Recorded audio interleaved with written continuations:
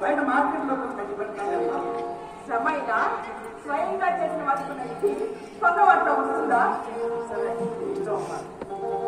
ఈ ప్రపంచంలో కుటుంబం కన్నా అందమైంది సంతోషమైంది ఏది ఉండదు. పడినా చివరి తోడుగా పడుతుండేదే కుటుంబం అని. వాట్సాప్లో పలకరింపులు, కొత్త వాళ్ళని గుడ్ మార్నింగ్లు, గుడ్ నైట్లు, తిన్నావా ఉన్నావా ఇవన్నీ పక్కన పెట్టి కుటుంబానికి వెలిగిస్తే ఆ సంతోషం మాటలో చెప్పలేదు మామయ్య. చాలా సంతోషం.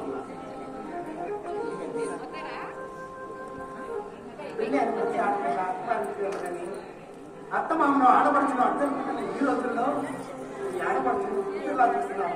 నాకు చాలా ఆనందంగా ఉంటాయి. కొడుకు కూతురు మనవాళ్ళని గుర్తిస్తుంటారు. కోడలు అల్లుడు కూడా మనవాళ్ళని వీరమనుకున్నప్పుడే ఆ కుటుంబంలో ఆనందం వెలువరుస్తుంది. ఇలాంటి విషయాలు ప్రతి పెద్దవాళ్ళు ఆలోచిస్తే ఆ కుటుంబంలో బంధాలు బంధుత్వాలు బలంగా ఉంటాయి.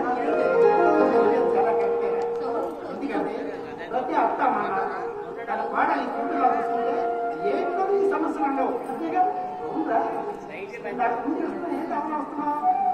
ఏం లేదు గారు, మా కంపెనీ వార్షికోత్సవం జరుగుతుంది. అందులో నేను సాంస్కృతిక కార్యక్రమం పార్టిసిపేట్ చేస్తున్నాను.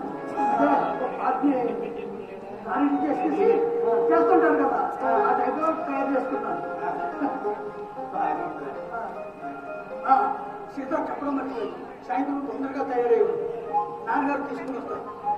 నాన్నగారు ఈ రోజే సాయంత్రం తొందరగా తయారై సీతం తొందరగా తీసుకుని ప్రోగ్రాంకి వచ్చారు. తీసుకున్నా ఉంటే నాకు చాలా ఆనందంగా ఉందా. సీత నేను తప్పకుండా వస్తావు, సరేనా? తొందరగా అంటే చూడు ఈ లోపల నేను కూడా తయారవుతాను.